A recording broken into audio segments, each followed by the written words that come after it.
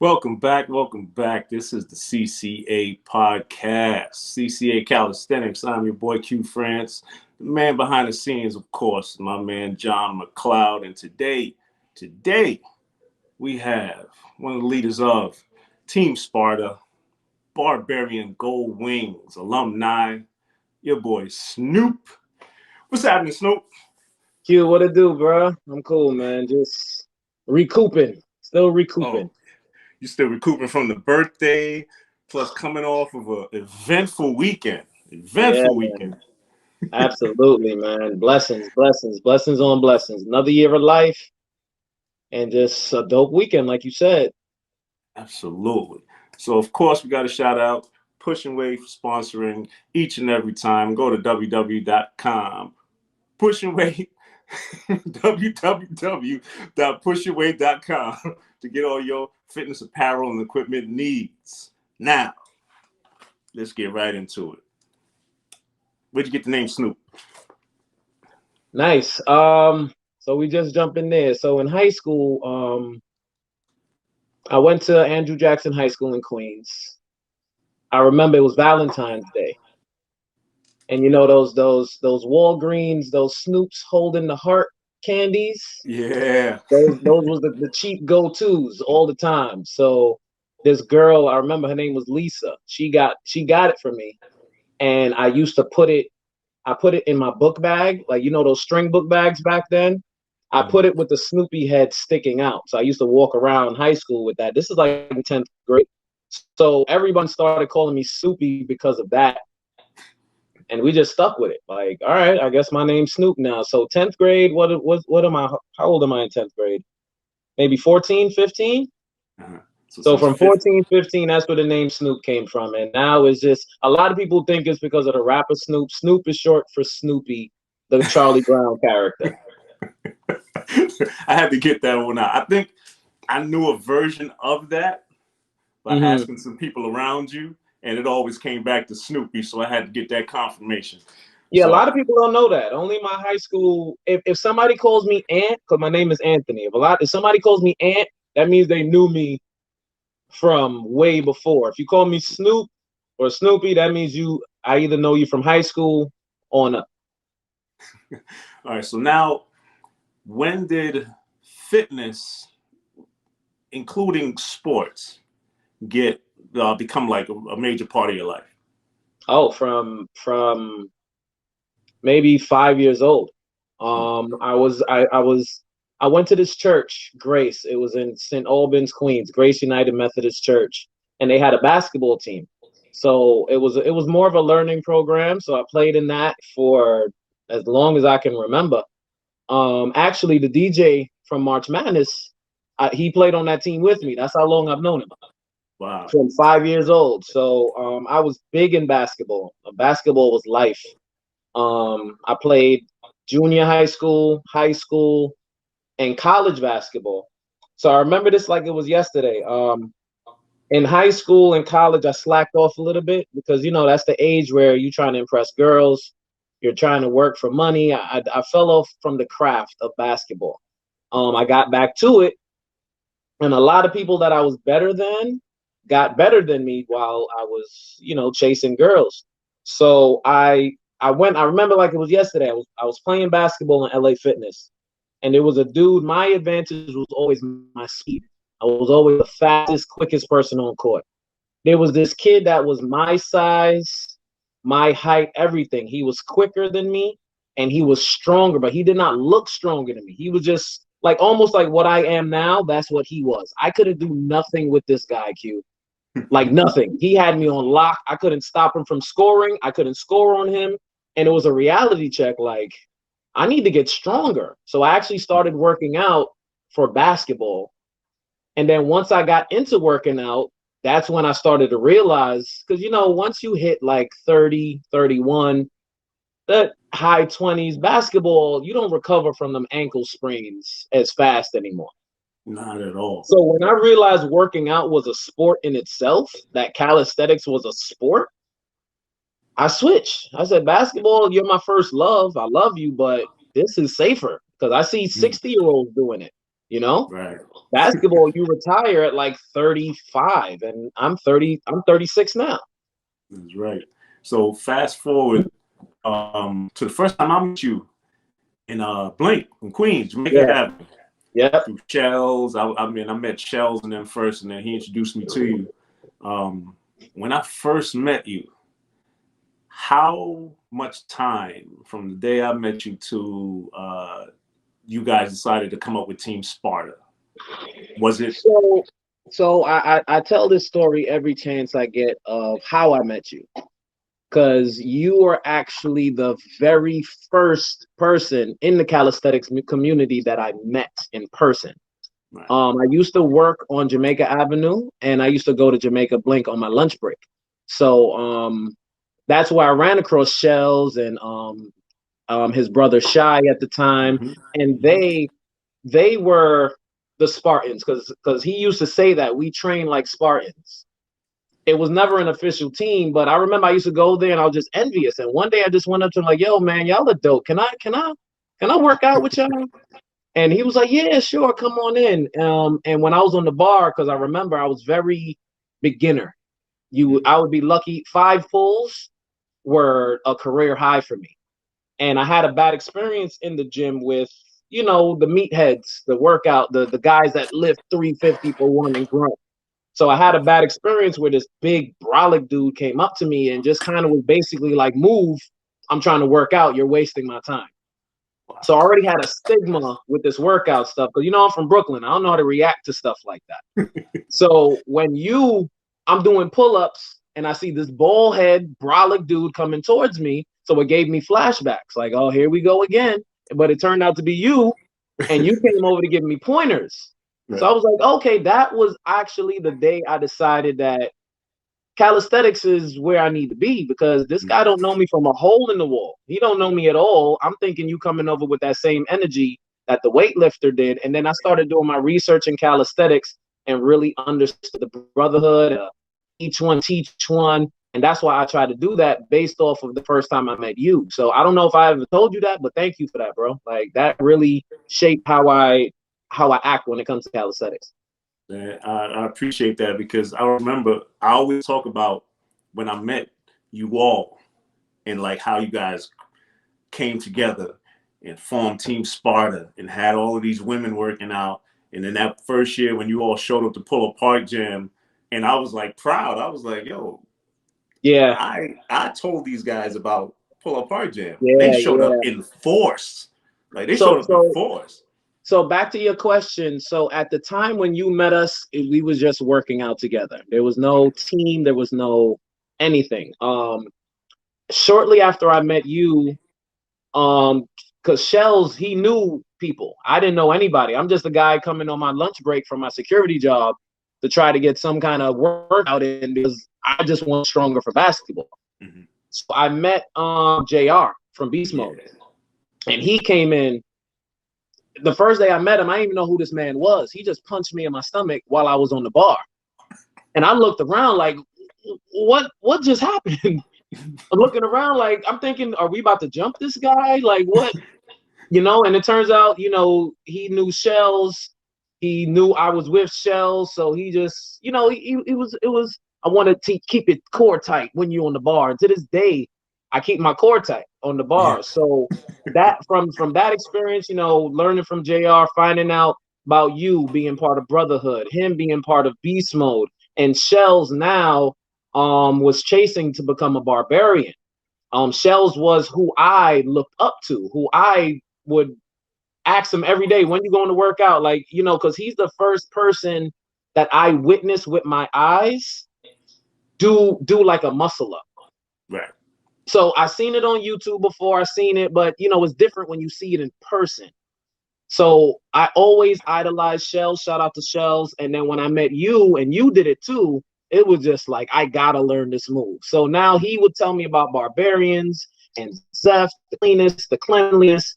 And that's when I learned about barbarians. And a former barbarian prospect at the time was actually who was training Shells.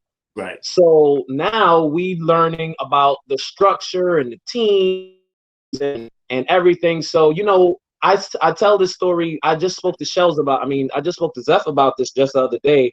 We were so intimidated because, like I said, at the time, I'm doing 5 pull-ups.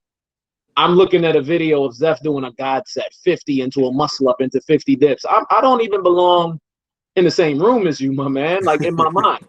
So I'm like, Right. you know, we formed Spartans because Shell would say it all the time. We training like Spartans. So we was like, Spartans is a dope name because every time following the mold that you gave us of just outreach and everyone would come over week by week. 1 week I would train, I would come home, tell my wife about it. Like, yo, this workout thing, it was mad fun and it was mad cool. Because, you know, when you work out by yourself, it gets boring. So I brought my wife one day, like, you should start coming.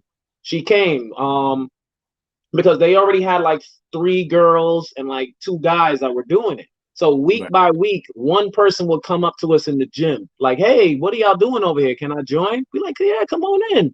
So we formed at one point when we got to like 10 people, we realized that we were a little crew. So we like, you know, I always said from day one, I want to be a barbarian, but I am nowhere near that. Mm-hmm. So we started Spartans as a little brother affiliate because the person that was training us was a barbarian or a barbarian prospect, and we wanted to be there, but we knew we weren't there yet. We were fanboys. I got this Cybov is a very famous barbarian. I named myself Snoop Bov. I didn't know that. Shells was Shells Zavelli after Zachavelli. What? Page, yeah, Page was Two Page because of Two Face. You understand? Wow. Like if we were in high school, we would have their posters on our damn walls. Like we Yeah. were so idolized them. And mind you, I didn't meet Zeph until maybe 7, 8 months into my calisthenic journey. It was just because you know how Zeph is. He's very reserved. He's not really. So, you know, I valued all of that. I was like just working. So Spartans came about as, and I pitched it to him. I remember I still got it in my phone. I sent him like a 4-paragraph message. We idolize y'all. We this, we that. We want to be in the family. We want to be the little brother. And, you know, he had to feel me out. He don't know me from a hole in the wall. I'm assuming Zeph was probably getting a million of these type messages at the time. So I just respect it. Right. But that's the day. One day it was New Year's Eve. No, it was New Year's Day. You know, Blink closes at like 5 o'clock because we used to train at Blink. And that's when we decided, you know, we're going to make this official. We're going to be a team. We're going to call ourselves Spartans. So every New Year's, we celebrate. That's our anniversary. Because that's the day we decided, like, we're going to do this as a team. We're going to put ourselves out there as a team. Because at that point, we were maybe 11 deep. Like 6 guys and like 4 or 5 girls. Right. And like you said, that January is when we became the team, and that August was when we came out to the PUBG. Yeah. So we were all maybe less than a year, just about a year into this period. So in the beginning of it, what did you see Team Sparta as? Literally just a training camp? Or did you see it growing into anything else?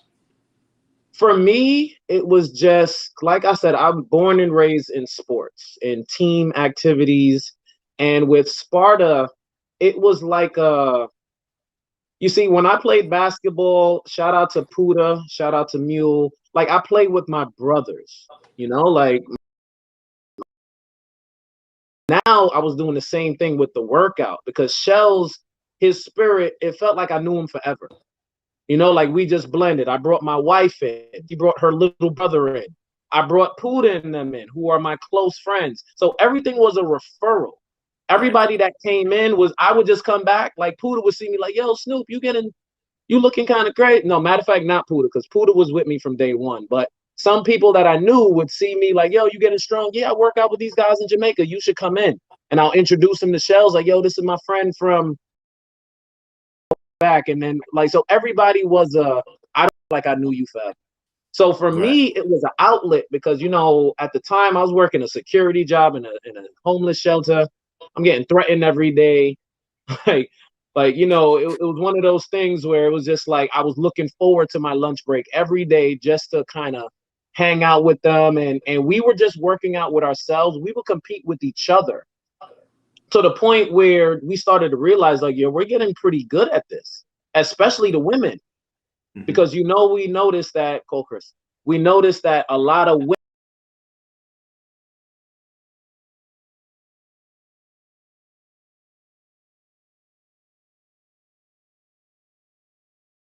Yeah.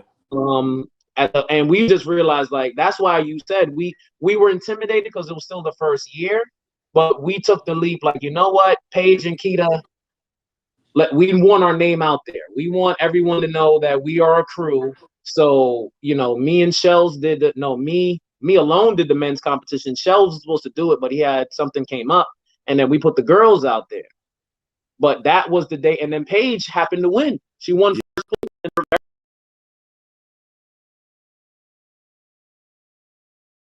I didn't win my first trophy until maybe year 4. Right. Right. Paige won on her very first try, first place overall at the biggest competition in New York. So we just rode that momentum. People started knowing who we were. We started to learn more. I met, the beauty about Pup J is everybody's there. So I met every single person that I looked up to, that I watched, that I tried to mimic, tried to idolize, and it was a dream come true to me. And we just always, that's the thing. At the time, remember, we only had Pup J. Basically how that started, for real. And I remember those sessions because I would walk into the gym. I already knew where you guys were. You would take over a whole little section of the gym, have that pull-up bar, and like you said, it would be 10 of y'all. It's so crazy. The manager of Blink Jamaica was part of our team. Yep. We wouldn't even scan our cards anymore. We would just walk in. That's 6 o'clock to 8 o'clock was 6 o'clock to 9 o'clock was our time.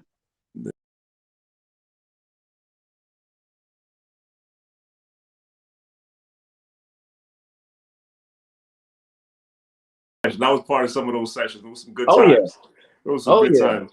I'm gonna tell you and tell everybody the moment when I already have respect for you from the day I met you, the fact that you was receiving of the information that I was giving you, and then watching your development throughout the years, and watching you train and watching you apply anything that I told you, anything you've learned from somebody else that you would demonstrate to me.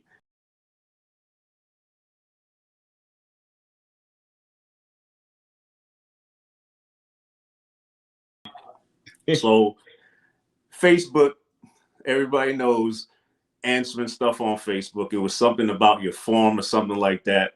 Mike went in on, he didn't like what he saw, and there was some back and forth going on, right? Now, I'm a big put up or shut up kind of person. I don't like to talk to people about something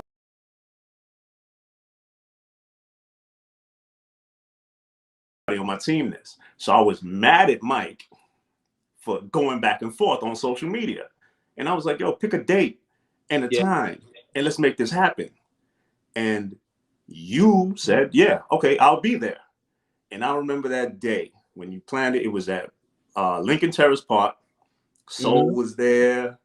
Mike, Dark Knight, and Stephanie there, and try to get there on time. And I must have arrived a couple minutes late. And the reason I was rushing was because Mike had just gotten off of surgery for a car accident.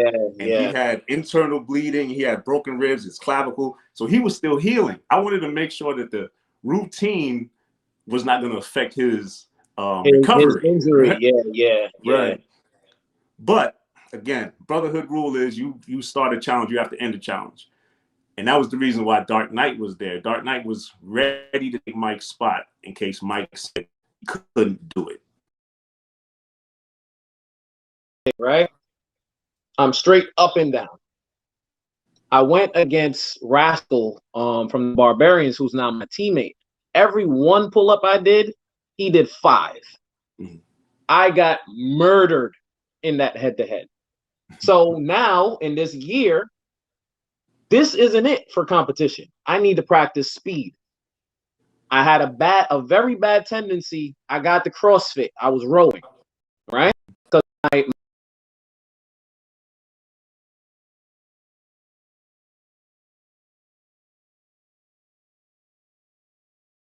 the funny part about that was, like you said, I hit a 40 clip with the row, and I'm proud of it. Posted it in the Brotherhood chat because you had me in the Brotherhood Facebook group. I posted it. You jumped on there and you said, Good effort, but that's not it. I respected that because you came at me a certain way. When Mike jumped on there, the way he said it, like I said, is different. I don't know him. It was just kind of like, oh, that's